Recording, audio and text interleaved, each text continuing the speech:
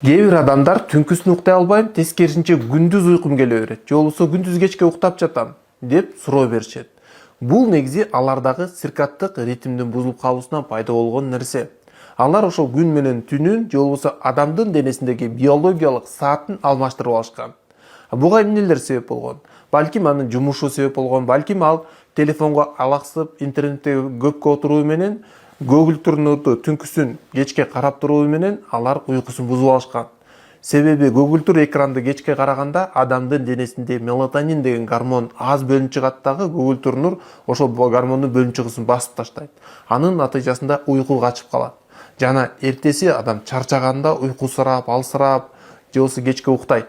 Бирок күндүзгү уйку түнкү уйкуну басып бере албайт. Себеби түнкү уйку бул пайдалуу. Себеби түнкү уйку учурунда мелатонин жакшы бөлүнүп чыгат дагы.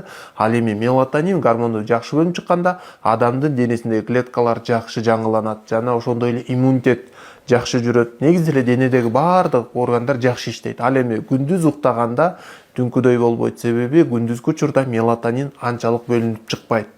Ошондуктан түнкү уйку өтө маанилүү. Жана түнкү уйкуну калыбына келтириш үчүн сиз болушунча аракет кылышыңыз керек. Мисал ала турган болсок, сиз балким экрандан жумуш кыла турган болсоңуз, көгүлтүр эмес, саргыч нурларды күйгүзүп алышыңыз керек. Атайын ушундай сагыргыч же болбосо мындай көзгө зыян алып келбей турган экрандарды күйгүзүп, китеп окуп же болбосо иш кылсаңыз болот. Жана сиз уктаарга жакын оор физикалык активдүүлүк менен машык башыңыз керек. Жана ошондой эле көп тамак жеп албашыңыз керек. Жана уйкуга жакын сиз кофе же болбосо энергетикалык суусундуктарды ичпешиңиз керек болот.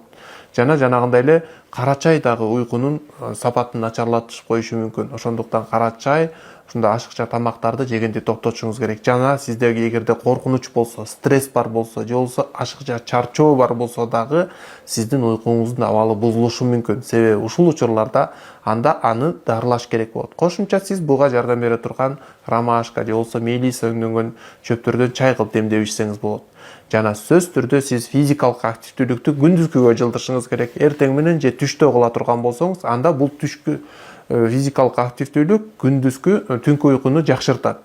Эгерде сиз да кошумча күндүз уктай турган болсоңуз, күндүзгү уйку саат 3кө чейин, 1лердин тегерегинде, 1-2дин тегерегинде 15-20 мүнөттөн ашырбай укташыңыз керек.